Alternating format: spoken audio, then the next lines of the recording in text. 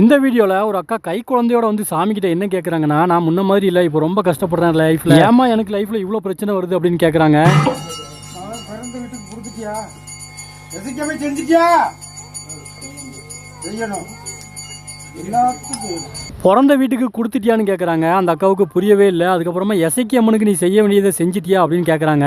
அந்த அக்கா இல்லைங்கிறாங்க. அதுக்கப்புறம் எல்லாருக்கும் செய்யணும்னு அந்த சாமி சொல்கிறாங்க அவங்க கிட்ட. என்னன்னா அந்த அக்கா பிறந்த வீட்டில் இசக்கி அம்மனை கும்பிடுவாங்க. இசக்கி அம்மனை கும்பிட்றவங்களுக்கு வாரிசு பெண் குழந்தையாக பிறந்ததுன்னா அவங்க வந்து எண்ணெய் மஞ்சனை எடுத்து வைக்கணும் சாமிக்கு.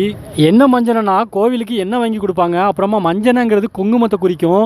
இசக்கி அம்மன் வந்து மஞ்சனையை சாப்பிட்ற மாதிரி நம்ம ஆல்ரெடி ஒரு வீடியோலாம் போட்டிருக்கோம். அதனால் சாமிக்கு எண்ணெய் குங்குமத்திலேருந்து தேங்காய் பூ பழம் எல்லாமே வாங்கி வச்சு சாமி கும்பிட்டுட்டு வருவாங்க.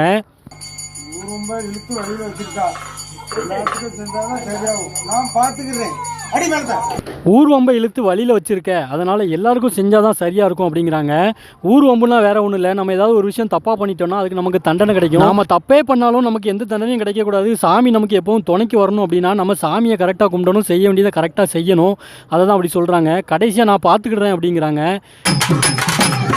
அதான் நான் பார்த்துக்கிறேன் இல்லை.